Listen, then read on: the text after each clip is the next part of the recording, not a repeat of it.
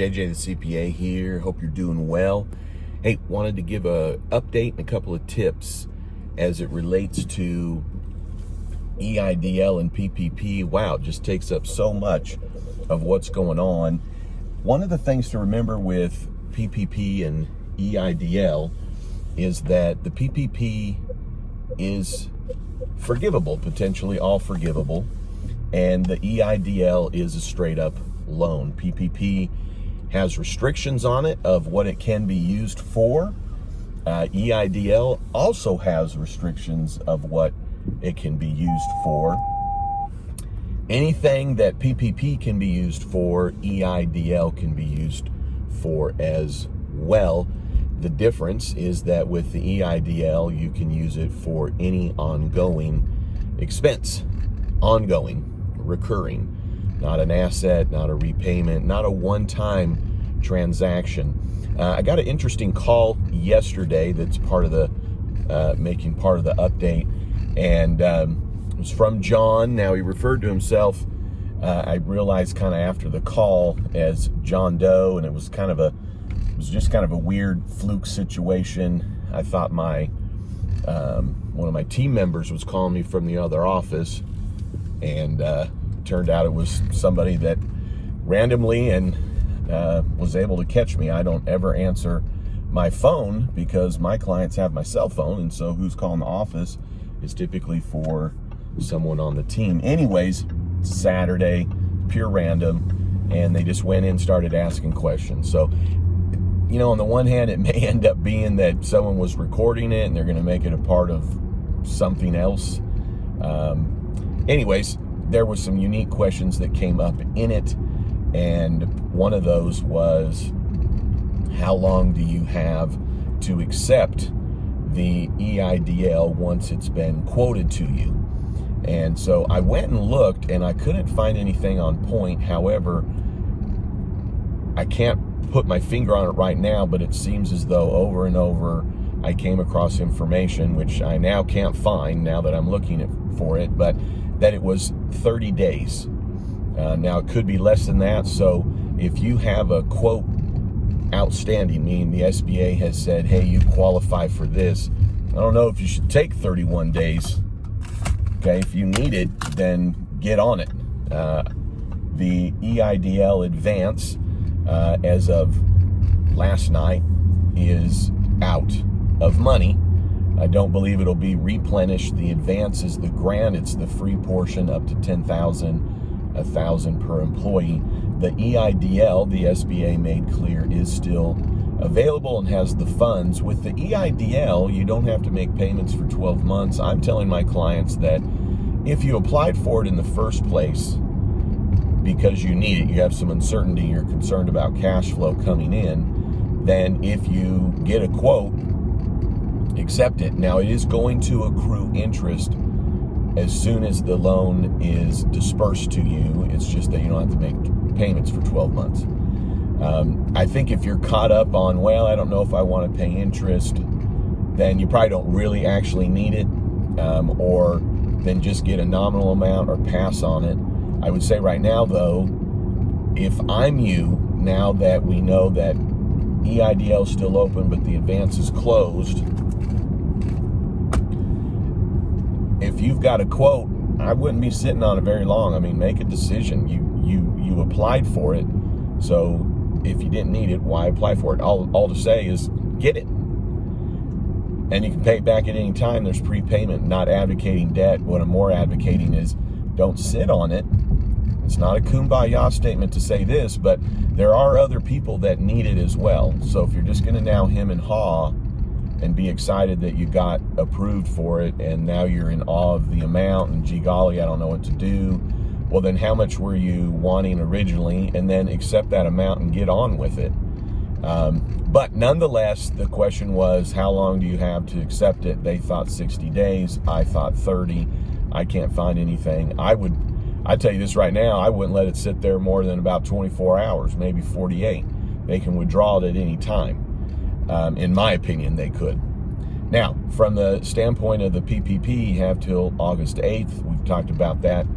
Nothing changed with that, but What I do think is that after August 8th, they're going to take the $130 billion or whatever's left and direct it elsewhere. There's been discussion of kind of a round 2 of PPP.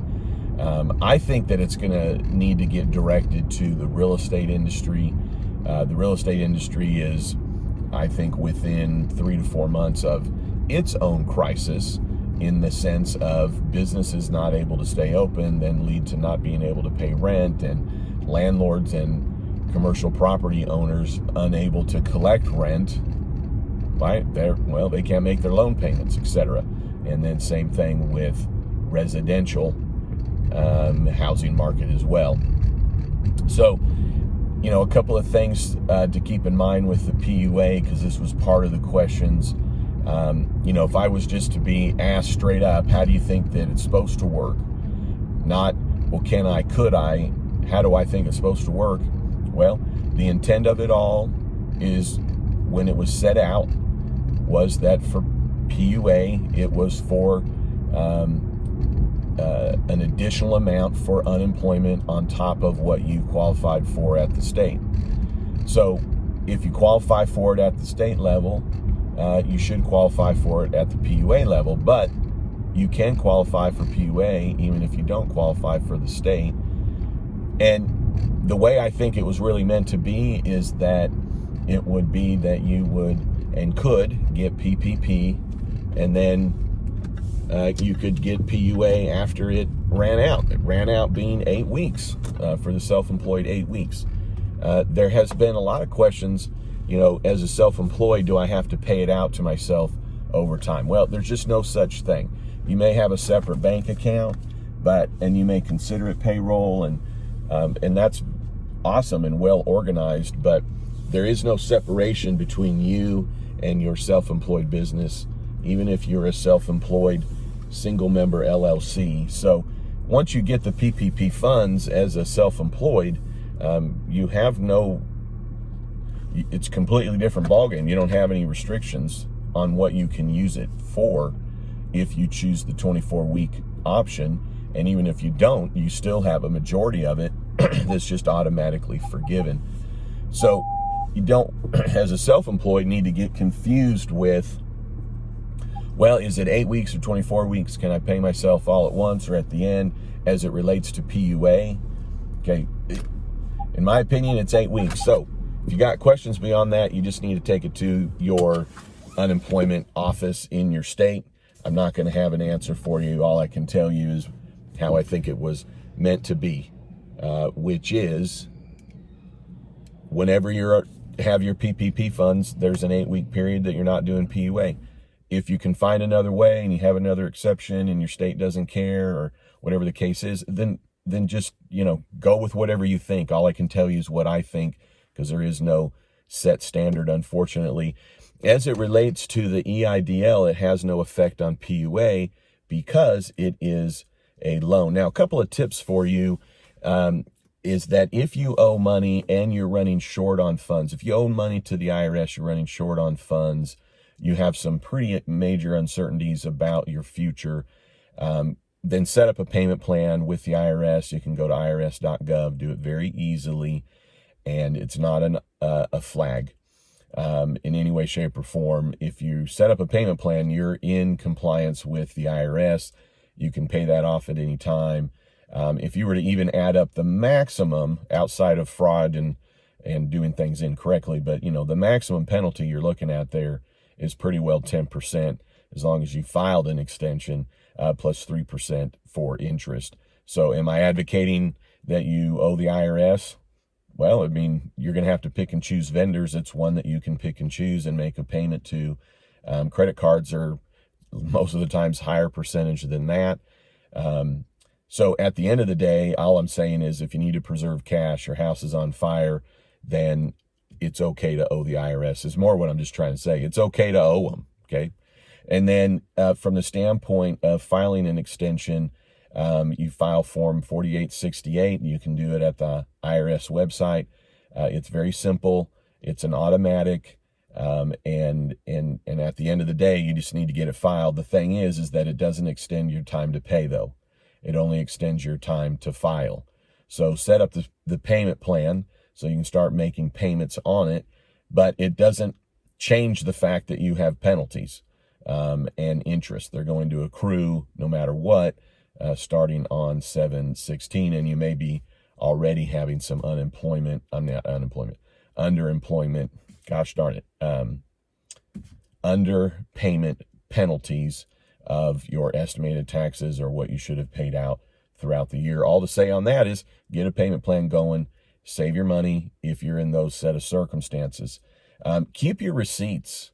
Right now you're handing in documents or recently have to your tax pro, your EA, your CPA, and we don't need receipts because most of us, I know I do, I have an engagement letter where I can trust you and you indicate that you have the documentation to back up the information that you're providing to me, especially in your financial statements. But you need to have receipts. The IRS came out a number of years ago that bank statements and canceled checks, as well as credit card statements, are not considered receipts and do not substantiate your expenses. It is only the detailed invoice or receipt, because you could have a check and yes, it may be payable to Walmart, but it doesn't mean that that was for office supplies. They need and want to see the receipt in the event that there is an inquiry.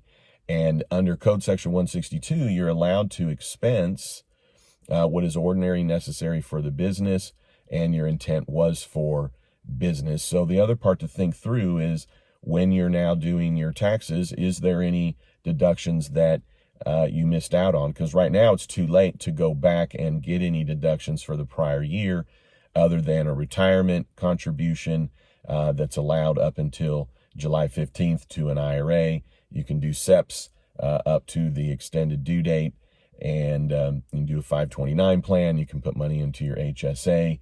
But really, for the most part, anything else, charitable contributions, buying assets to depreciate or expense, or other business expenses, of course, you would have needed to have done that by year end. Now, if you're accrual, different story, but I'm talking to 98% of America that's on the cash basis. So the thing to be thinking through is what are some things that are write-offs? And how do you know a write-off? I just told you it's Code Section 62. Are you spending it for business purposes? And I don't mean with a wink and a cheeky face. If you are, then you get to deduct it. Hey, another tip for you is that, a lot of people, the first thing they think they should cut when it comes to saving money is putting money into retirement. Right now, you can convince yourself of that by saying, well, I don't want to put money in to retirement because I don't want to put money into the bank. Into the market. Well, know this, you don't have to put money in the market to put it in a retirement plan. It can go into your IRA, into your 401k, into your simple plan, etc., and just sit there in a money market account, in a CD.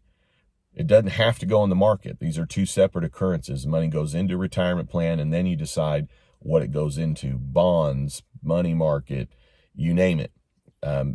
Mutual funds, a REIT. So I don't think that that's an area that if your excuse is you don't want to put it in the market, that you're not putting money into retirement. I think you should still be doing that the way that you have already. You don't want to necessarily get things off track. If you're not going to put money into retirement, then look around at, is there other things, though, that you could not spend money on first? So I just don't think it's a first thing to look at.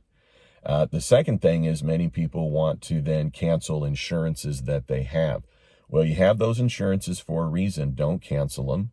It's the last thing you probably want to cancel. The purpose of any insurance that you get is to reduce your risk of using assets for a loss that could occur that is not covered by some kind of insurance, right? So why do you have insurance on your car? You're not assuming or guessing or anticipating or hoping you get in a car accident to make your car insurance worth it.